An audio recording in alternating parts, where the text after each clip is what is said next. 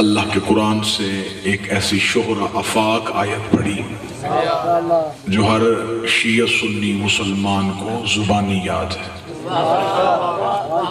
لیکن اس آیت کے ساتھ ناانصافی یہ ہوئی ہے کہ اس میں توحید کا وہ پیغام مخلوق تک پہنچایا نہیں گیا جو خدا اس میں کہنا چاہ رہا ہے۔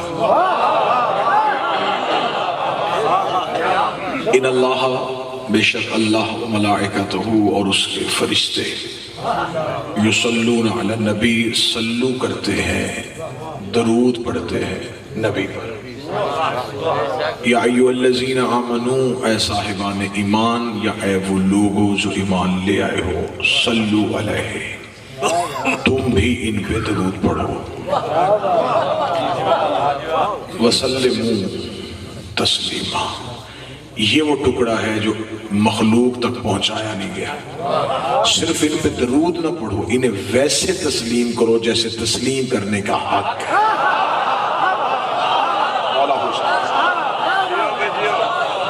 انہیں صرف ماننا نہیں ہے، انہیں تسلیم کرنا۔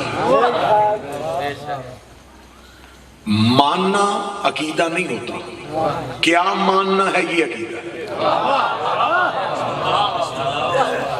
ہم حضرت عیسیٰ کو اللہ کا نبی مانتے ہیں، ماننا عقیدہ نہیں، ہم نبی مانتے ہیں یہ عقیدہ ہے۔ عیسائی اللہ کا بیٹا مانتے ہیں، یہ ان کا عقیدہ ہے۔ عقیدہ ماننے میں نہیں ہوتا، کیا ماننے میں ہے۔ آج کسی سے پوچھا جائے کہ آپ اس پاک خانوادہ کو کیا مانتے ہیں، وہ کہتے ہیں جی ہم انہیں مانتے ہیں۔ لڑائی ہماری آپ سے منوانے پہ نہیں ہے،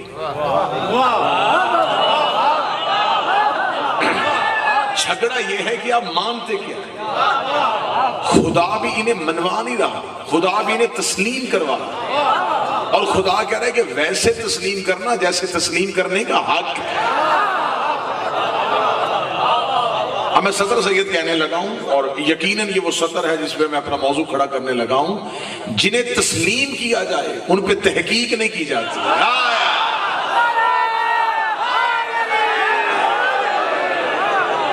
جنہیں تسلیم کیا جائے ان پہ تحقیق نہیں ہوتی۔ تحقیق ہوتی ہے بشر کی بات میں، تحقیق ہوتی ہے غیر معصوم کی بات میں، تحقیق ہوتی ہے خاطی کی بات میں۔ معصوم پہ تحقیق نہیں ہوتی، معصوم پہ تسلیم ہے۔ تحقیق غیر معصوم پہ ہوتی ہے۔ میرا خیال ہے کہ اہل علم بھی ہیں، زیرک بھی ہیں، مجھے صدر سمجھانی نہیں پڑے گی، آپ سمجھ جائیں گے۔ جن پہ تحقیق کا حکم تھا انہیں تسلیم کیا جا رہا ہے۔ مجھے یہاں نوجوانوں کی دائی چاہیے تھی۔ جن پہ تحقیق کا حکم تھا انہیں تسلیم کیا جا رہا، اور جنہیں تسلیم کا حکم تھا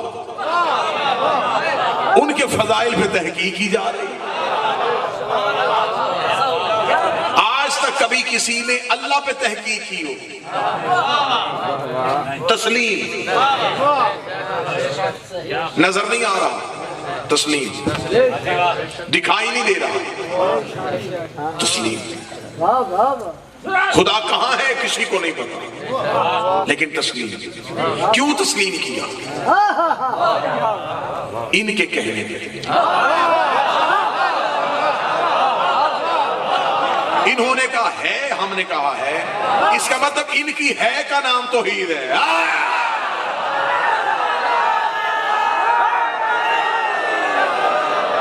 میں اور چہروں کی زیارت کرنا چاہ رہا ہوں۔ میں مخاطب ہوں توحید پرستوں سے، میں مخاطب ہوں ان لوگوں سے جو کہتے ہیں ہم صرف اللہ کو مانتے ہیں۔ جسے مانتے ہو اس کی طرف وضاحت تو کر کے دکھاؤ، بتاؤ تو صحیح نا کہ تم نے اللہ کو تسلیم کیا ہے تو کن کے کہنے پہ کیا ہے؟ تمہارے حواس خمسہ میں وہ ہے نہیں، تم نے اسے تسلیم کیوں کیا ہے؟ وہ کہتے ہیں انہوں نے کہا ہے تو ہم نے کہہ دیا ہے۔ اس کا مطلب یہ جو پہلی گواہی دی تھی کہ اشہد ان لا الہ الا اللہ، وہ تم نے نہیں دی، وہ انہوں نے دی تھی۔ پھر عقل پہ ماتم نہ کروں کہ جو خدا ان کے بغیر ہم تک نہیں آتا وہ ہماری عبادت ان کے بغیر قبول کیسے کر رہا ہے؟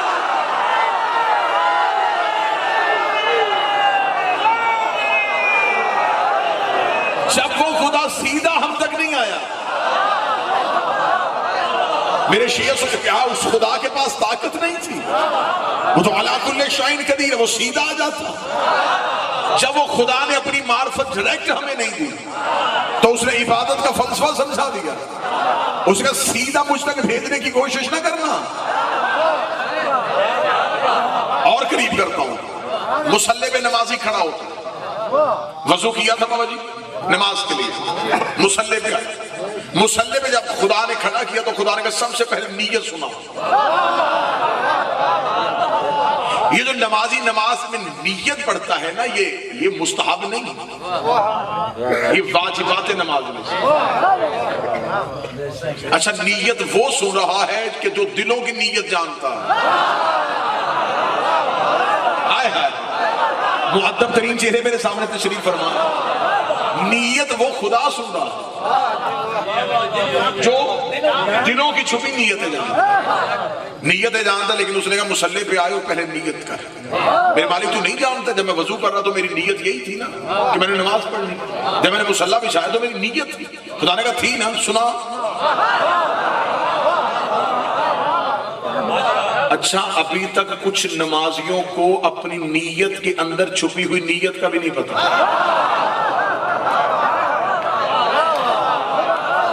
عبادت کوئی بھی ہو صاحب، چاہے وہ نماز ہے چاہے وہ روزہ ہے، اس کی نیت ہے۔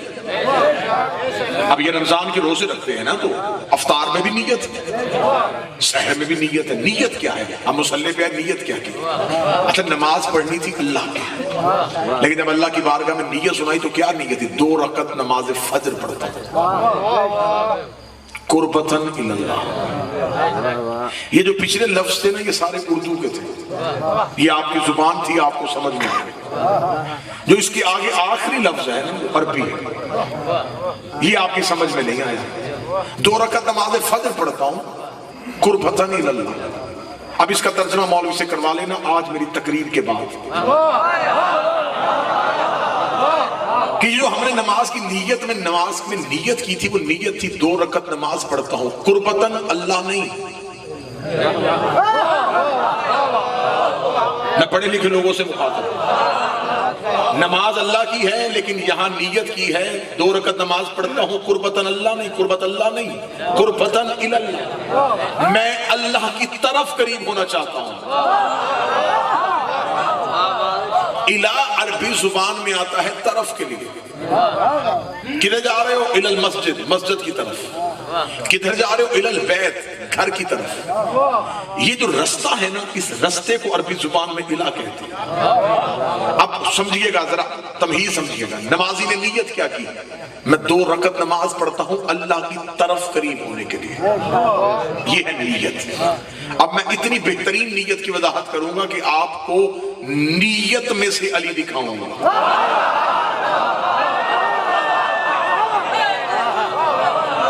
اب نیت کیا کی تھی؟ کہ میں اللہ کی طرف قریب ہونا چاہتا ہوں۔ آئیں پڑھے لکھے احباب تشریف فرما ہیں، قریب کے لیے جب آپ کسی کی طرف قریب ہونا چاہیں نا، کسی کی طرف جانا چاہیں تو اسے کسی مخصوص جگہ پہ معین ماننا پڑتا ہے۔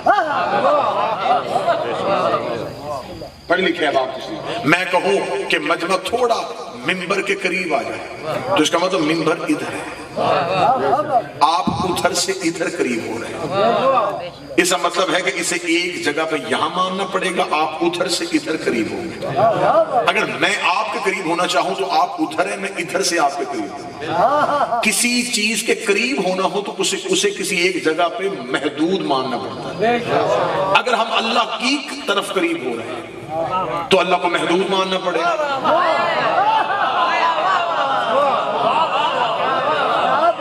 وہ کسی ایک جگہ پہ ہے نہیں۔ مجھے واللہ میں ممبر پہ ہوں، میں موضوع یہ پڑھنے نہیں لگا تھا، میں کہیں اور جانے لگا تھا تو اللہ جانے کون سی روحانیت جو مجھے کھینچ کے پھر اس گلی میں لے آئی۔ ہم جانا چاہتے ہیں اللہ کی طرف قریب، اب اس کی طرف کون بتائے گا کہ وہ اس طرف ہے؟ جب ہم نے کہا میرے مالک تو کس طرف ہے، اس نے کہا نحن اقرب علیہ من حبل الورید، میں تو تمہاری شہرت سے بھی زیادہ قریب۔ اور میں کا لفظ نہیں ہے، نحن، ہم۔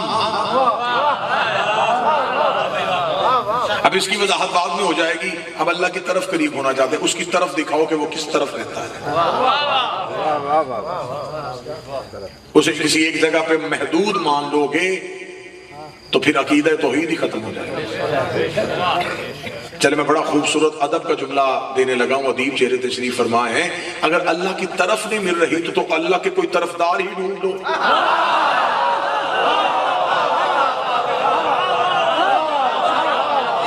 اب حضور ہماری نماز میں نیت تھی کہ ہم اللہ کی طرف قریب ہونا چاہتے ہیں، تو اس کا مطلب ہے کہ ہمیں پہلے وہ رستہ ڈھونڈنا چاہیے جو ہمیں اللہ کی طرف لے کے جائے. ہمیں اس رستے پہ جانا ہے کیونکہ ہم نے جانا ہے اللہ کی طرف. اللہ کے قریب نہیں جانا، اللہ کی طرف قریب جانا ہے. اللہ کے قریب ہونے کا دعویٰ کون کر سکتا ہے؟ ہم تو اللہ کی طرف جانا چاہتے ہیں. اب اس اللہ کی طرف جانے کے لیے ہمیں کوئی اللہ کا طرفدار چاہیے. میں آ گیا قرآن کی کچہری میں نے قرآن کے سامنے ہاتھ جوڑ کے کہا، اے علی کے خاموش ذاکر، میں اللہ کی طرف قریب ہونا چاہتا تو مجھے بتا کہ کوئی ایسا بھی تیرے سینے میں ہے جو اللہ کے قریب گیا ہو. کوئی کہا چار ہیں جو اللہ کے قریب گئے. میں نے کہا چاروں کے نام بتا، میں چاروں کے پاس جاتا ہوں کیونکہ میں نے نیت کر لی ہے کہ میں اللہ کے قریب ہونا چاہتا ہوں. جب میں اللہ کی طرف جانا چاہتا ہوں تو یہی مجھے اللہ کی طرف پہنچائیں گے. اس نے کہا پھر میری کچہری میں تجھے پہلا بتاؤں. میں نے کہا نام بتاؤ. اس نے کہا حضرت موسیٰ. یہ اللہ سے گفتگو کرتا تھا، اس سے پوچھ کس نے اللہ کو کہاں پایا. میں موسیٰ کے پیچھے دوڑا تو لیا والو وہ بھی کوہ طور پہ کھڑا تھا. میں نے حضرت موسیٰ سے کہا کہ میں تو آپ کے پیچھے آیا تھا کہ آپ مجھے اللہ سے ملوا دیں گے. اس کا تمنا تو میری بھی یہی تھی، لیکن اس نے مجھے یہاں روک لیا کہ یہاں ہی رک جا، میں یہاں ہی تجھ سے آواز پہ بات کر لوں گا، میں یہی تجھ سے مخاطب ہو جاؤں گا. اس نے مجھے لقاء اللہ نہیں کہا، اس نے مجھے کلیم اللہ کہا ہے. ملاقات کا دعویٰ میرا نہیں ہے، صرف اس سے گفتگو کرتا ہوں، اس سے باتیں کرتا ہوں. اسے جسم میں نہیں دیکھا، اس کا چہرہ نہیں دیکھا، اس کی تصویر میرے تصور میں ابھری نہیں ہے. یہ صرف یہاں سے آواز آتی ہے. میں نے قرآن کی کچہری میں جا کے پوچھا کہ یہ جو اللہ موسیٰ سے بولتا یہ کیسے بولتا تھا. قرآن کا ایک شجر تھا، موسیٰ اس سے سوال کرتا تھا، اس شجر سے جواب آتا تھا. میں نے قرآن کی کچہری میں جا کے جب دیکھا کہ اللہ شجر سے بولتا تھا تو میں نے مفسرین سے پوچھا مجھے بتاؤ وہ شجر کون سا تھا. وہ بیری تھی، وہ کیکر تھا، وہ شیشم تھا. آج ہم اس درخت کو اپنے گھروں میں لگائیں کہ یہ ہے وہ برکت والا شجر جس سے اللہ بولا تھا، لیکن کسی نے اس شجر کا نام نہیں بتایا. میں بھی زمانہ طالب علم یہی سمجھتا رہا کہ کوئی اس دور کا مخصوص شجر ہوگا. موسیٰ کے دور کے بعد اللہ نے جنت میں بلوا لیا ہوگا، وہ آج زمین پہ موجود ہی نہیں ہوگا. لیکن جب میں پہلی بار نجف گیا، میں نے تحلیز امیر المومنین پہ سجدہ کیا. میں نے زیارت کی کتاب اٹھائی تو زیارت نامہ میں جملہ لکھا تھا، السلام علیکہ یا شجرۃ النداء، اے بولنے والے شجر تجھ پہ ہمارا سلام. اے بولنے والے شجر، اے بولنے والے شجر تجھ پہ ہمارا سلام. اس کا مطلب کہ موسیٰ بھی اللہ کی طرف گیا. تو اللہ کی طرف جانے کے لیے علی سامنے تھے. میں نے کہا قرآن دوسرا نام بتاؤ. اس نے کہا پہلا موسیٰ. میں نے کہا وہ تو کوہ طور پہ کھڑے ہیں. دوسرے انہوں نے کہا دوسرے ہیں ایک بطول ماں کے بیٹے. میں نے کہا نام؟ انہوں نے کہا عیسیٰ. میں دوڑا، میں نے کہا اچھا موسیٰ تو کوہ طور پہ کھڑے ہیں، عیسیٰ سے پوچھتا ہوں. یہ اللہ سے ملاقات کر چکے. جب میں نے حضرت عیسیٰ سے پوچھا انہوں نے کہا میں تو چوتھے آسمان پہ انتظار کر رہا ہوں. میں نے کہا کس کا؟ اس نے کہا اس نے روکا ہے، تو بھی انتظار کر. میں بھی انتظار کر رہا ہوں. میں تو خود انتظار کرنے میں ہوں، مجھے چوتھے آسمان پہ روکا. میں نے کہا موسیٰ طور پہ کھڑا ہے، اے حضرت عیسیٰ آپ چوتھے آسمان پہ کھڑے. کوئی اس سے بھی آگے گیا ہے اللہ سے ملنے؟ انہوں نے کہا ایک فرشتے کو گزرتے ہوئے دیکھتا ہوں، آتا ہے وہ چاہتا ہے. میں نے کہا نام بتاؤ. اس نے کہا جبریل.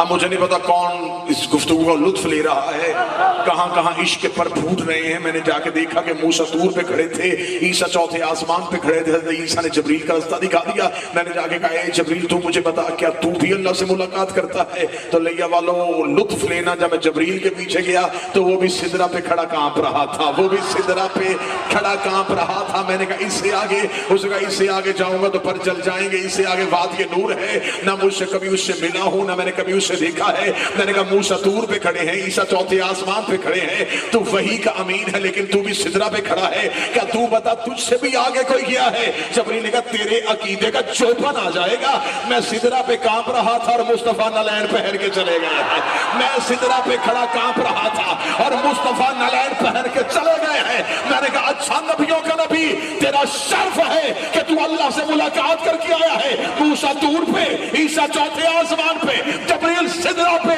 اے نبی بتا کیا تو نے اللہ کو دیکھا؟ فرمایا میں بھی ملنے کے لیے گیا تھا لیکن جب پردہ اٹھا تو اندر سے علی کا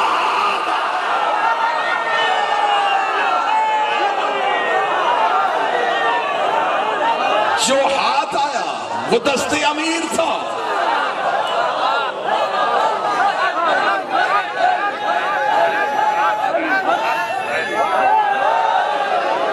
علی کی عزت عطا شہزادی عزت عطا۔ اس کا مطلب ہے کہ سرکار مصطفیٰ بھی اللہ کے قریب ہوئے تو درمیان میں علی ہیں۔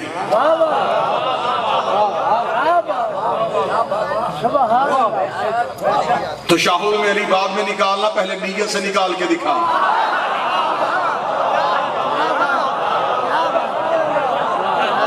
تم نے جب اللہ کہہ دیا ہے تو تم نے 14 کا اقرار کر لیا۔ ان کے بغیر تو کوئی اللہ سے ملا سکتا ہی نہیں۔ ہر ایک نبی دنیا میں آیا، ہر ایک نبی نے اپنی امت سے کہا کہ اللہ ہے، لوگوں کا دلیل تو انہیں کوئی نہ کوئی چیز دلیل میں دینی پڑی۔ حضرت آدم ہے، انہوں نے کہا اللہ ہے، لوگوں نے کہا دلیل دے، کہاں ہے؟ اب دکھا سکتے نہیں تھے، دکھاتے کیسے اگر خود دکھا ہوتا؟ لوگوں کا دلیل، فرمایا یہ گردش لیل و نہار، دن کا نکلنا، رات کا چھانا، ہواؤں کا چلنا، پانی کا برسنا، یہ دلیلیں ہیں، یہ سب کچھ میرا اللہ کر رہا ہے۔ کچھ نے مان لیا، کچھ نے نہیں مانا۔ اگلے نبی آ گیا، اس نے کہا اللہ ہے، لوگوں کا دلیل دے۔ فرمایا تنور سے پانی نکلے گا، پہاڑوں کے اوپر جائے گا، جو میری کشتی میں بیٹھے گا یہ بچ جائے گا، اس بات کی دلیل ہے کہ میرا اللہ ہے جو بچا رہا ہے۔ حضرت نبی نے دلیل دی، میرا اللہ ہے جو بچا رہا ہے۔ دلیل کیا دی؟ کشتی۔ حضرت موسیٰ اللہ ہے، لوگوں کا دلیل، فرمایا کوہ طور۔ حضرت ابراہیم اللہ ہے، لوگوں کا دلیل، فرمایا نار نمرود کا گلزار ہوگا۔ حضرت اسماعیل اللہ ہے، لوگوں کا دلیل، فرمایا چھری کے نیچے سے زندہ نکل رہا۔ ایک ایک نبی نشانیوں سے اللہ منواتا رہا۔ حضرت عیسیٰ نے لوگوں کا دلیل دے اللہ ہے، فرمایا ید بیضا، ٹھوکر سے مردے کا زندہ ہونا، یہ دلیل ہے، یہ سب کچھ میرا اللہ۔ نبی موجزوں سے اللہ منواتے رہے۔ اللہ جانے کون بندہ ہے جو پورے مجمع میں سے لطف لے گا۔ امیر المومنین کوفے کے ممبر پہ بیٹھے ہوئے تھے، فرمایا کوفے والو اللہ ہے، میں کہا دلیل، فرمایا ہم۔ مالک ان ہاتھوں کو ہمیشہ سلامت ہے، ہم دلیل ہیں۔ بسم اللہ، ہم دلیل ہیں اس کے ہونے، ہمارے بغیر وہ نہیں نظر آئے۔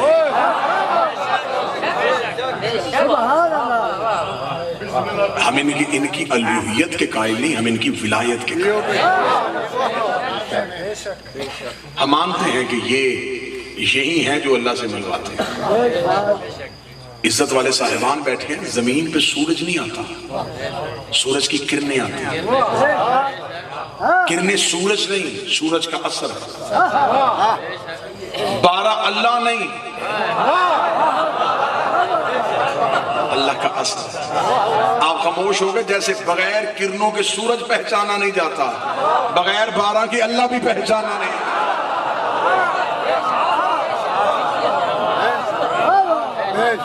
اس کا مطلب اگر آپ نے قربتاً اللہ پہ جانا ہے تو سب سے پہلے آپ کو ان کے دروازے پہ آنا پڑے۔ ان کے بغیر تو وہ ملتا ہی نہیں، ان کے بغیر تو وہ دکھائی نہیں دیتا۔ اللہ نظروں میں نہیں آتا، اللہ کسی ایک جگہ پہ ہے نہیں۔ جو جن بندوں کو بڑا توحید پہ گفتگو کرنے کا ایک شوق ہے، تو وہ ہمیں بتائیں کہ ہم اللہ کو کہاں مانیں. اللہ رہتا کہاں ہے؟ آسمانوں پہ؟ تو اس کا مطلب زمینوں پہ نہیں. تو جو ادھر ہو ادھر نہ ہو وہ اللہ نہیں. اگر آپ کہتے ہیں کہ وہ وہاں بھی ہوتا ہے اور پھر یہاں بھی آتا ہے، پھر آپ تغیر کے قائل ہو جائیں گے. وہ متغیر نہیں. اگر آپ کہیں کہ وہ ایک جگہ پہ ہے اور وہیں پہ رکا ہوا ہے، پھر آپ سکوت کے قائل ہو جائیں گے. اگر آپ کہیں کہ وہ ہر چیز میں ہے، پھر آپ حلول کے قائل ہو جائیں گے. ان سب سے ہٹ کے اب اللہ کو ماننا ہے.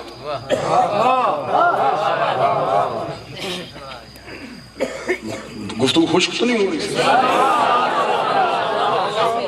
ان کے سوا، کیونکہ میں گفتگو کو لے کے آؤں گا فزت برب الکعبہ میں. کہ یہ سجدے میں جملہ میرے امیر کی زبان سے کیوں لکھا؟ اس میرے مالک کی زبان سے نکلے ہوئے اس جملے کی تاثیر کیا تھی؟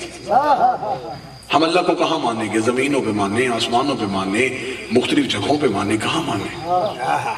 ایک شخص نے آ کے میرے مولا سے پوچھا، مولا اللہ کہاں ہے؟ فرمایا پہلے تو بتا تو کہاں ہے؟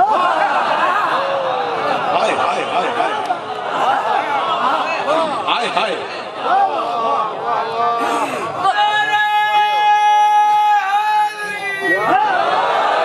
پوری ذمہ داری کے ساتھ جملہ کہنے لگا ہوں. کسی نبی نے توحید پہ خطبے نہیں دیے.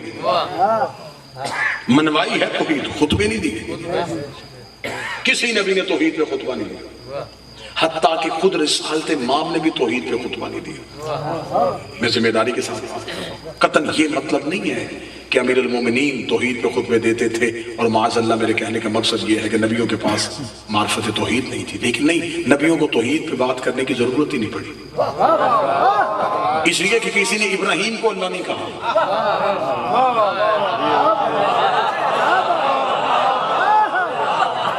کسی نے حضرت موسیٰ کو اللہ نہیں کہا، کسی نے رسالت ماں کو بھی اللہ نہیں کہا.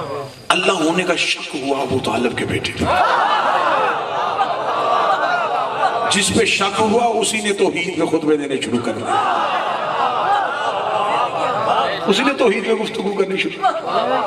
زندگی وار کے رکھ دوں اپنے شہنشاہ پہ. کوفے کے ممبر پہ تو ریت پہ ایک چیونٹی گزر رہی تھی. فرمایا کیا کمال ہے اس کا جس نے علی کو یہ فضیلت عطا فرمائی ہے. میں یہ بھی جانتا ہوں کہ اس کے دماغ میں عقیدہ توحید کیا ہے. یہ بھی کسی کو مانتی ہے اس کے دماغ میں وہ میزان توحید کیا ہے. اس نے کہا مولا اللہ کہاں ہے؟ فرمایا پہلے تو بتا تو کہاں ہے. اور یہی عرفان کی پہلی منزل ہے. معرفت کی پہلی منزل یہ ہے کہ پہلے خود کو تلاش کر، پہلے اپنے آپ کو مان. اور یہ دعائے معرفت جو تاکید کے ساتھ پڑھنے کا حکم ہے، اس میں بھی سب سے پہلے یہ ہے میرے اللہ مجھے میرے نفس کی معرفت عطا فرما، تاکہ میں پہلے اپنے آپ کو تو پہچانوں. اگر میں اپنے خود کو نہیں پہچانوں گا تو میں تیری حجت کو کیسے پہچانوں؟ پہلے خود کو پہچانو کہ تو کہاں ہے. اگر مجھ سے کوئی پوچھے کہ میں کہاں ہوں تو آصف میرا اسم ہے، میری ذات نہیں. خطابت میری صفت ہے، میری ذات ہے. میں ممبر پہ ہوں، میں تقریر کر رہا ہوں، گاڑی پہ بیٹھوں گا تو میں دنیا کی باتیں کروں گا. صفت موصوف سے کبھی جدا ہوتی ہے، کبھی مشترک ہوتی ہے. ٹھیک ہے. میری ذات کہاں ہے؟ نام جو ہے میرا اسم جو ہے وہ آصف، وہ میری ذات کی پہچان ہے، ذات نہیں ہے. آپ کہیں جو سامنے بیٹھا ہوا یہ تو ہے، نہیں، یہ میرا جسم ہے، میں نہیں ہوں. میرا جسم، وہ جس کا جسم ہے وہ کہاں ہے؟ بات مشکل تو نہیں ہوگی. میرا چہرہ، میرا، وہ میں کہاں ہوں؟ میری آنکھیں، میرے ہاتھ. کوئی بہت چھلانگ لگائے گا، وہ کہے گا جو تیرے اندر روح ہے وہ تیری اصل ہے، اور یہ تیری پہچان کے ذریعے نہیں، وہ بھی میری روح ہے۔ میں کہاں ہوں؟ اس کا مطلب ہے کہ مجھے اپنے اندر میں ہی نہیں مل رہا۔ خدا نے ذات کو ہی اپنے اندر گم کروا دیا، خدا نے انسان کے اندر ہی انسان کو گم کر دیا کہ تیری ذات کو ہی میں نے تجھ میں پوشیدہ کر دیا۔ تو ساری زندگی اپنے آپ کو ڈھونڈ لے، تجھے تیرا اپنا آپ ہی نہیں ملے گا۔ جب تجھے تیرا اپنا آپ ہی نہیں ملے گا تو اس کو بنانے والا تجھے کیسے مل جائے گا؟ لہٰذا میرے اندر میری ذات ہے اور لیکن وہ نظر نہیں آ رہی، وہ پہچانی نہیں جا رہی۔ اگر کوئی مجھ سے کہے کہ میں آپ سے ملنا چاہتا ہوں تو مجھ سے ملنے کا ایک طریقہ ہے کہ میری ذات آپ کو نہیں ملے گی۔ آپ جہاں میرا وجود پالیں گے سمجھے کہ آپ نے میری ذات کو پا لیا۔ اگر آپ نے گفتگو سننی ہے تو آپ میری زبان سن لیں، اگر آپ نے دیکھنا ہے تو میرا چہرہ دیکھ لیں، اگر آپ نے ملنا ہے تو میرے ہاتھوں کو چھو لیں۔ خدا نے بھی کہا میرے بدن کو تلاش نہ کرو، پہلے دیکھو وجہ اللہ کہاں ہے، عین اللہ کہاں ہے، ید اللہ۔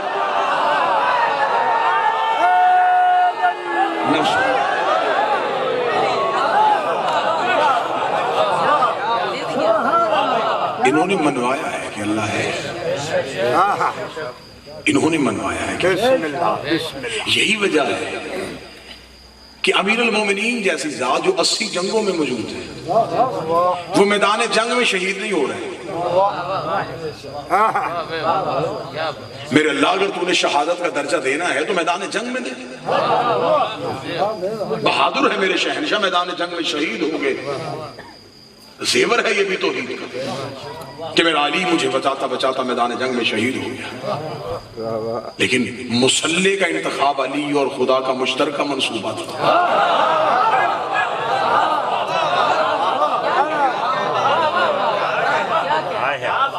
خود مسلح کا انتخاب کیا، خود امیر المومنین نے مسلح کا انتخاب کیا، سر سجدے میں رکھا۔ اب جب بھی شہادت علی پڑھے جائے گی تو کہا جائے گا کہ ضرب سر پہ لگے۔ میں فضائل پڑھ رہا ہوں اور سر سجدے میں تھا۔ جب سجدہ سنو گے تو پھر کوئی پوچھے گا کہ پھر بھی اللہ تو نہیں تھا، اگر اللہ ہوتا تو سجدہ تو نہ کرتا۔ تو علی نے آخری لمحے میں کہا فوزتو برب الکعبہ، سجدہ کر کے بھی میں تجھے منوا گیا۔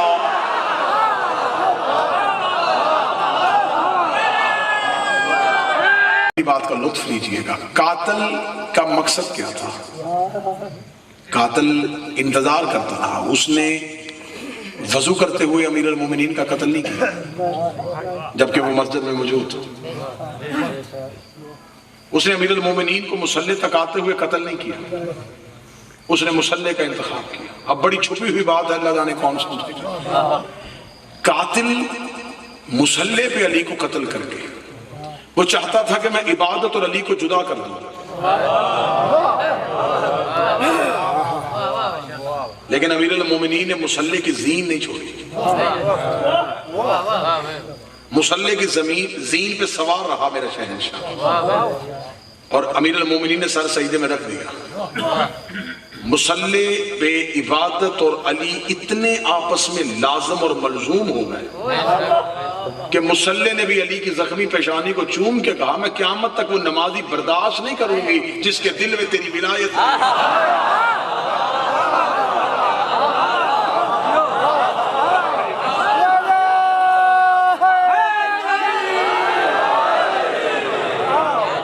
انکار ولایت امیر المومنین کر کے کسے سجدہ کرنے جا رہے ہو؟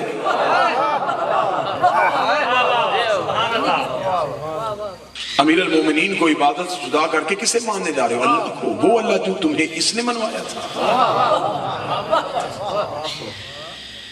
40 ہجری 19 رمضان کا سجدہ توحید کی بقا بن گیا۔ توحید پھر خطرے میں آئی تو پھر کربلا میں ایک اور سجدہ ہو گیا۔ ان کے سجدے توحید کے نشان بنتے گئے، ان کی پیشانیاں وحدت کے رستے بنتی گئی۔ انہوں نے گواہیاں دے دیں کہ ہم گواہی دیتے ہیں کہ وہ ہے۔ بڑے خوش قسمت ہے یہ قوم کہ ہم نے انہیں مانا ہے جنہوں نے اسے منوایا ہے۔ یہی وجہ ہے کہ اس نے کہا کہ مجھے ان کے بغیر اپنا ذکر اچھا ہی نہیں لگتا. اس نے کہا صلو علیہ وسلم تسلیما، انہیں ایسے تسلیم کرو جیسے تسلیم کرنے کا حق ہے. میرے مالک کیا فرمایا؟ میں اور میرے فرشتے بھی ان پہ درود پڑھتے ہیں. اچھا درود کی فضیلت کا بھی ابھی تک نہیں پتہ چل سکا.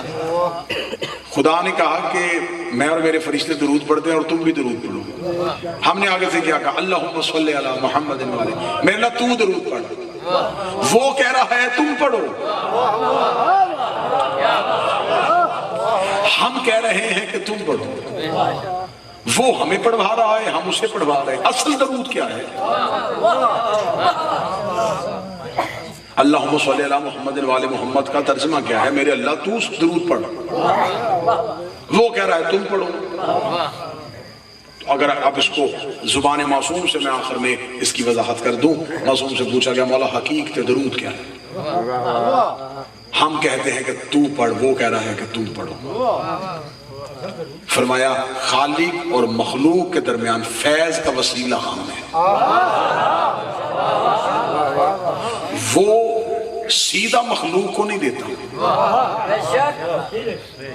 اللہم صلی علی، ہم کہتے درود پڑھ. جب وہ درود پڑھتا ہے تو جب ہم نے اسے کہا درود پڑھ تو اس پہ واجب ہے اب پڑھنا. یہ وہ دعا ہے جسے اس نے قبول کرنا ہی کرنا ہے. جب ہم نے کہا تو درود پڑھ تو اس نے درود پڑھا. جب اس نے درود پڑھا تو اس نے فیض ان تک پہنچا دیا. پھر جب ہم نے کہا صلی علی محمد وآل محمد تو انہوں نے فیض ہم تک پہنچا دیا.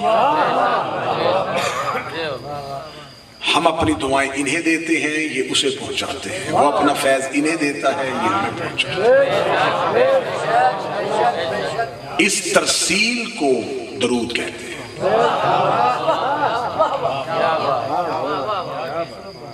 اس حاصل اور محصول کو درود کہتے ہیں. اس طلب اور رسد کا نام درود ہے. ہم طلب کر رہے ہیں، وہ دینا چاہتا ہے. ہم مانگ رہے ہیں، وہ عطا کرنا چاہتا ہے.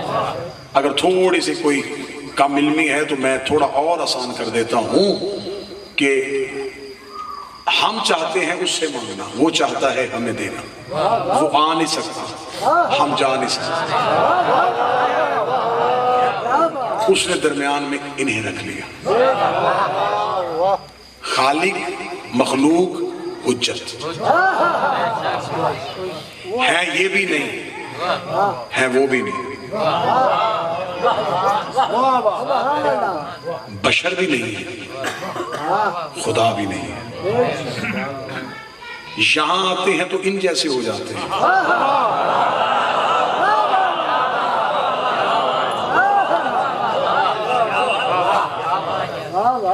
وہاں جاتے ہیں تو اس جیسے ہو جاتے ہیں.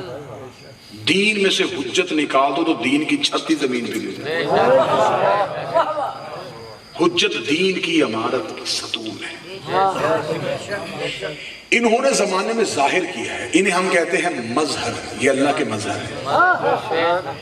مثلا میں ابھی اس کی بڑی سادہ سے مثال دے دیتا ہوں کہ یہ جو لائٹ سامنے ہے یہ خود نہیں جل رہی، اسے بجلی نے روشن کیا ہوا ہے. جس نے اسے روشن کیا ہے وہ نظر نہیں آ رہی. بات سمجھ میں آ رہی ہے یا رائتی دا دے رہے ہیں؟ جس نے اسے روشن کیا نظر وہ نہیں آ رہی، نظر یہ آ رہی، وہ چھپی ہوئی. اس نے چھپ کے اسے ظاہر کیا، اس نے روشن ہو کے اسے منوا لیا.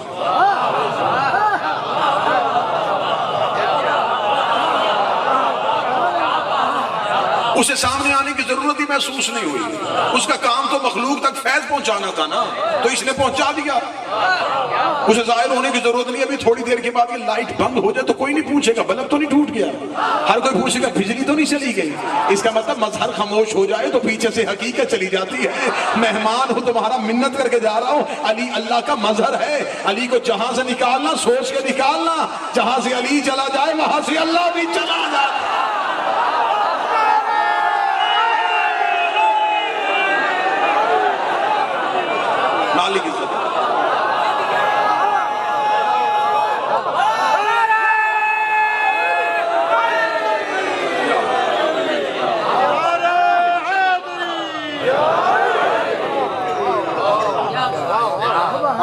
ہے دین میں حجت کا کردار۔ یہ جو گریڈ سٹیشن سے بجلی آتی ہے نا، اس کے وولٹیج بڑے زیادہ ہوتے ہیں، یہ سیدھی ہمارے گھروں تک نہیں آ سکتی کیونکہ ہمیں اتنی ضرورت نہیں ہے۔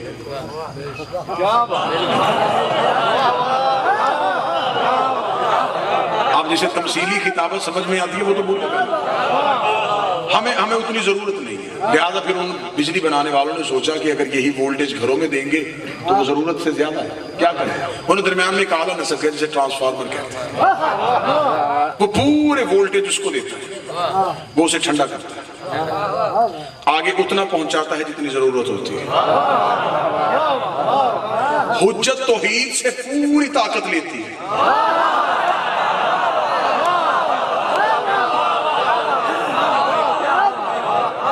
آگے اتنا پہنچاتی ہے جتنی ضرورت ہوتی ہے۔ چلے جو بندے چپ بیٹھے ان کے چپ کا بندھن توڑنے کے لیے جملہ کہنے لگا ہوں۔ بعض اوقات ایسا ہوتا ہے کہ گھر میں کوئی چیز جل جاتی ہے تو فون پوچھنے والا پوچھتا کیسے ہوا، تو وہ کہتا ہے جی وولٹیج زیادہ آ گئے تھے، چیز جل گئی، کیونکہ کرنٹ زیادہ تھا ضرب چھوٹا تھا، کرنٹ زیادہ تھا ضرب چھوٹا تھا، اس لیے علی کا فضائل ہر ضرب سے برداشت ہی نہیں ہے۔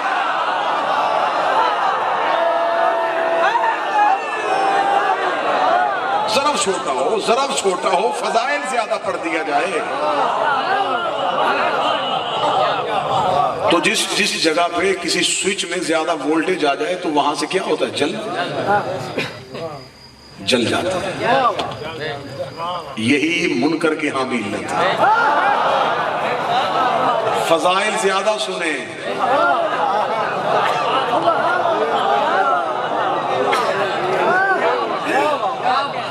فضیلت نہ گھٹاؤ، اپنا ضرب بڑھاؤ۔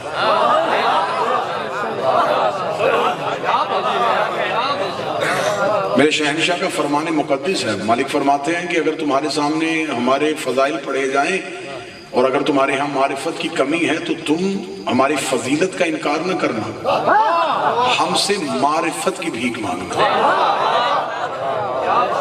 تمہیں اس فضیلت کو سمجھنے کا اور برداشت کرنے کا حوصلہ ہم دے دیں گے۔ وسلموا تسلیما، انہیں تسلیم کرو جیسے تسلیم کرنے کا، ان کی ولایت کو تسلیم کرو، ان کے حق کو تسلیم کرو، ان کی عزاداری کو تسلیم کرو، ان کی غیبت کو تسلیم کرو۔ اگر تم نے ان 12 میں سے کسی ایک کو بھی تسلیم کرنے میں کوئی ہلکی سی بھی کمی کر دی تو تم نے ان میں سے کسی کو تسلیم نہیں کیا، انہیں تسلیم نہیں کیا تو پھر اسے تسلیم کیا۔ یقیناً ہم ظہور کے قریب ہو رہے ہیں، یہ زمانے کی کروٹیں بتا رہی ہیں کہ کوئی آ رہا ہے، یہ کسی مسیحا کی تلاش بتا رہی ہے کہ انسانیت بے بس ہو چکی ہے۔ یہ ساری خبریں ہیں، دنیا پریشان ہے، دنیا ڈر رہی ہے کہ ہم مر رہے ہیں، ہم خوش ہو رہے ہیں کہ اب زندہ ہونے لگے۔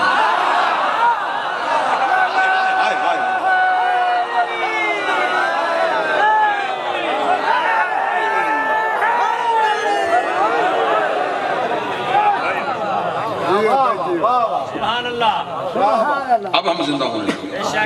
بے شک بے شک۔ لوگوں کے ہاں موت مرنے کو کہتے ہیں، ہمارے ہاں موت پلٹنے کو کہتے ہیں۔ ہم تو آباد گھروں کے انتظار میں بیٹھے، ہم تو اس خاندان کی شاہی کو دیکھنے کے انتظار میں۔ بے شک بے شک۔ ہمیں خبر ہے کہ کوئی آئے گا جو بند دروازوں کے تالے کھولے گا، کوئی آئے گا جو شکستہ قبر پہ کھڑا ہو کے رو کے کہے گا اٹھ میری جدہ، میں تیرا انتقام لینے کے لیے۔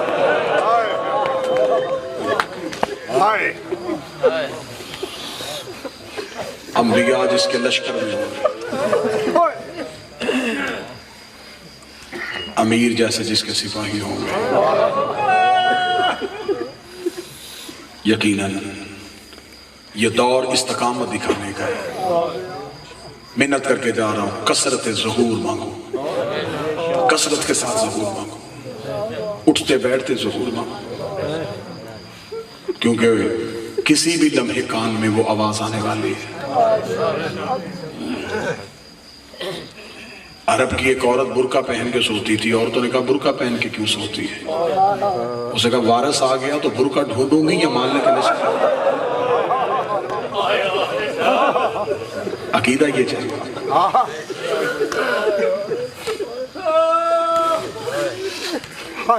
ایک بڑھا روزانہ گھوڑے پہ بیٹھ کے تلوار لے کے چوک میں کھڑا ہو جاتا ہے، یہ بھی عرب میں سے تھا۔ لوگوں نے پوچھا کیوں کھڑا ہے؟ اسے کہا قائم کا لشکر آ رہا ہے۔ ایک دن چند لوگوں نے اسے مذاق میں کہا تو یہاں کھڑا ہے، لشکر تو شہر کے باہر آ گیا ہے۔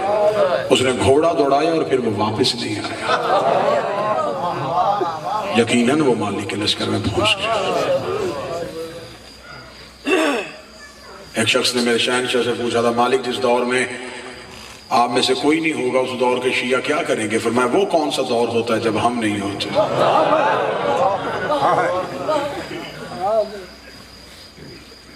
دیکھنے والی آنکھ چاہیے، پہنچنے والا وجود چاہیے۔ یقیناً وارث موجود بھی ہیں،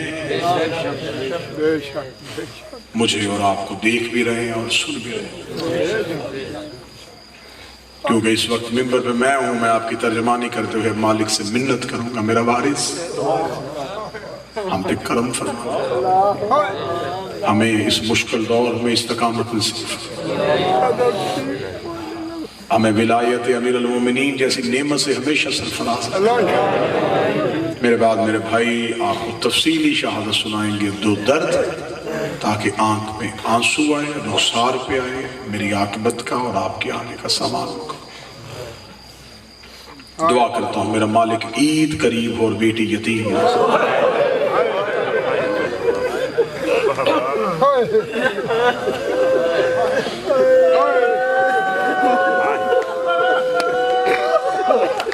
مکمل شہادت واجب الاحترام پڑھیں گے، عید قریب ہو،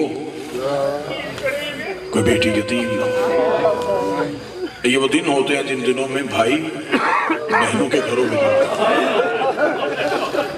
یہ وہ دن ہوتے ہیں جن میں بیٹیوں کو پے کے گھروں کی آس ہوتی ہے۔ بھائی مزدور بھی ہو نا، ریڑھی لگاتا ہوں، وہ بہن کو عید دینے جائے، بھائی سے عید لے کے بھائی کے ہاتھ میں رکھ کے کہتے ہیں مجھے پیسوں کی ضرورت نہیں، اللہ تیری جوانی کو سلامت رکھے، بس میرے گھر آیا کر، میرا پے کا مان سلامت رہے کہ میرے بھائی ابھی موجود ہیں۔ یہ میں نے کی یہ معاشرے کی بات، میں نے صرف معاشرے کا درد پڑھا اور آپ کی آنکھیں برس گئیں۔ جب میں عالیہ کا درد پڑھوں گا تو پھر ماتم کی کیا حالت ہوگی۔ 40 ہجری 21 رمضان امیر المومنین کی شہادت ہو گئی، 9 دن بعد کوفے میں عید آ گئی۔ میرا شہنشاہ حسن عالیہ کو ملنے کے لیے شہزادی کے گھر گیا، بی بی بھائی کے گلے میں باہیں ڈال کے کہتی سچ بتا بھائی بن کے آیا ہے یا بابا بن کے آیا ہے؟ مولا حسن کی آواز آئی آج بھائی بن کے نہیں، آپ آج بات بن کے تیرے سر پہ پیار دینے کے لیے آیا ہوں۔ حسن کا ہاتھ پکڑ کے میری شہزادی رو کے کہتی ہے پھر بیٹیاں باپ سے جو مانگے باپ دیتا ہے، اگر میں تجھ سے کچھ مانگوں مجھے دے گا؟ میرے مولا حسن رو کے جو مانگنا مانگ، آج حسن امیر ہے۔ بی بی تڑپ کے رو کے کہتی ہے پھر مجھے اور کچھ نہیں چاہیے، میری ایک حسرت پوری کر۔ میں حسرت بتاؤں گا، ماتم کی تیاری کرنا۔ میری عالیہ رو کے دی ایک بار غازی سے کہے میرے باب علی کے کپڑے پہن کے مجھے میرے گھر میں چل کے دکھائے، کیونکہ جب میرا غازی چلتا ہے تو ہو بہو میرے باب علی۔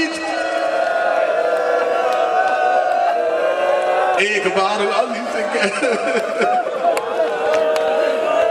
میرے باب علی کا لباس پہن، مجھے میرے صحن مقدس سے چل کے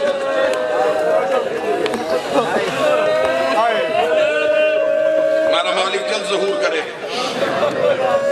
یہ گھر آباد ہو، ان گھر کی شاہی ہو۔ مشکل سے گزری ہے کوفہ میں شہزادیوں کی۔ لوگ ہم سے کہتے ہیں کہ تم شیعہ عید کیوں نہیں کرتے؟ ہم سے پوچھو تو صحیح عید پہ نقصان کیا ہوا؟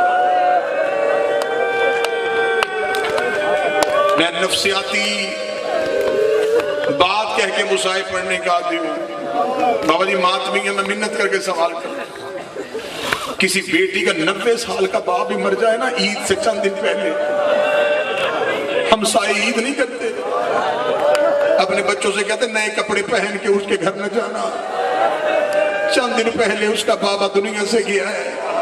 وہ بیٹیاں عید نہیں کرتی جن کا چند دن پہلے باپ دنیا سے چلے جا. رکھ میرے سر پہ قرآن. 21 رمضان کے بعد 9 دن بعد کوفے میں عید آئی ہے. امیر المومنین کی بیٹیاں حسن کے پاس جا کے کہتی ہیں تیری عزت کی قسم کوفے سے ہمیں کوئی پرسہ دینے کے لیے.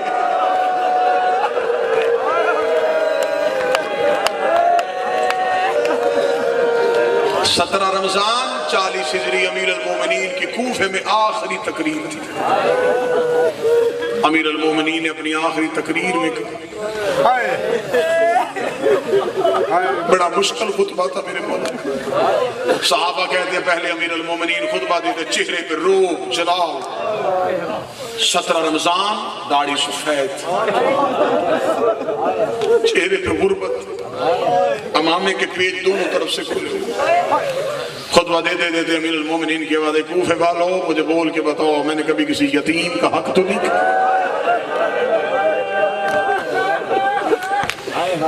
نہ میرا مولا تو عادل امام ہے. امام رو کے کہتے ہیں پھر میرے بعد یتیموں کا خیال رکھنا، میرے بعد یتیموں کو ستانا نہیں.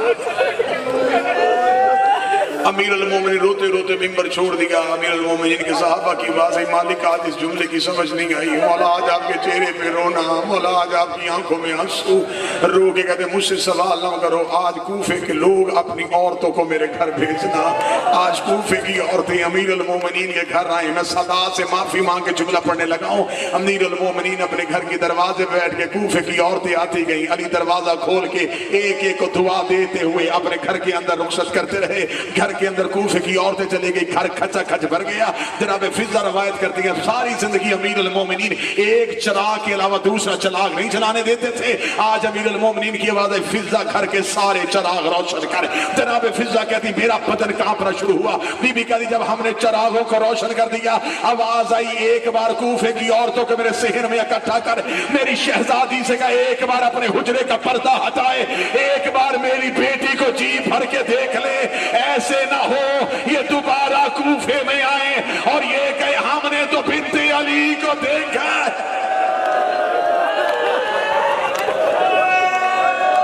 جس کے پردے کی اتنی پرواہ تھی، کیا کوفے کی عورتوں نے حیا کیا؟ میرے مالک سید الساجدین سے مدینے ایک شخص نے پوچھا تھا مولا سب سے زیادہ مصیبت کہاں ہے؟ فرمایا شام. اسے کہا مولا سب سے زیادہ تکلیف کہاں ہوئی؟ فرمایا کوفے میں. سوال کرنے والا کام کیا، اس نے کہا مولا مصیبت شام میں آئی، تکلیف کوفے میں کیوں ہے؟ میں جملہ پڑھوں گا جہاں سید بیٹھا وہ ضرور ہائے کرے گا. میرے شہنشاہ رو کے فرماتے شام والوں کو نہیں پتا تھا ہم کون ہیں. کوفے کی عورتوں کو تو میری ماں قرآن پڑھاتی رہی.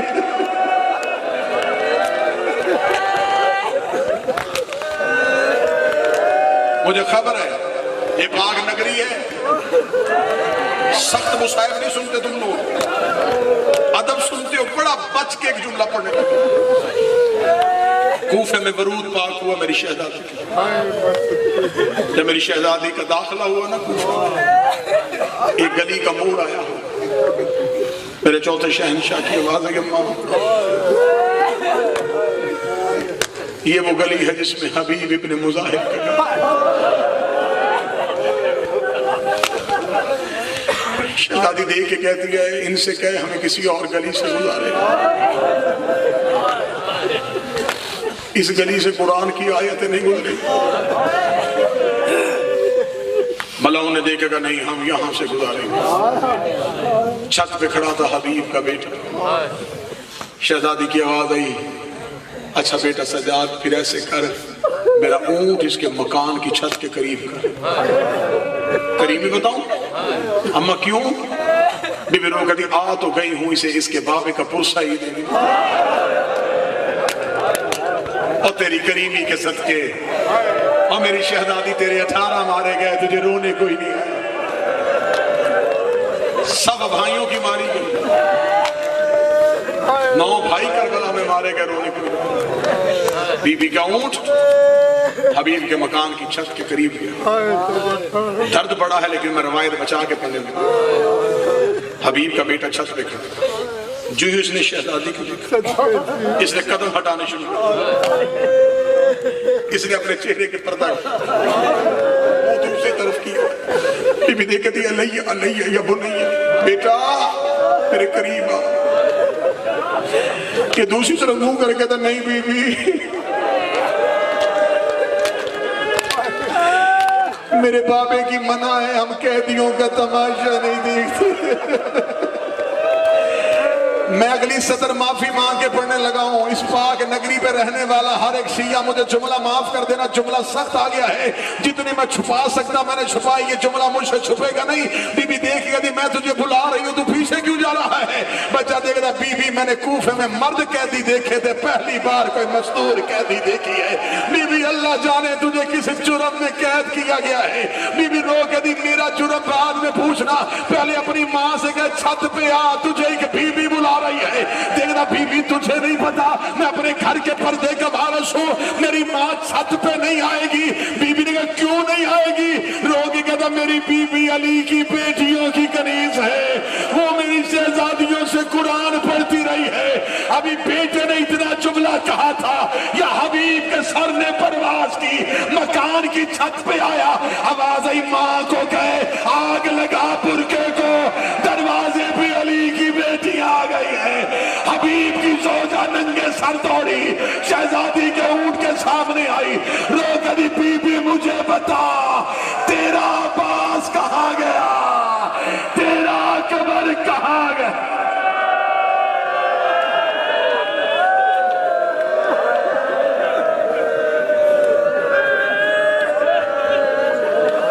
जनाब के सामने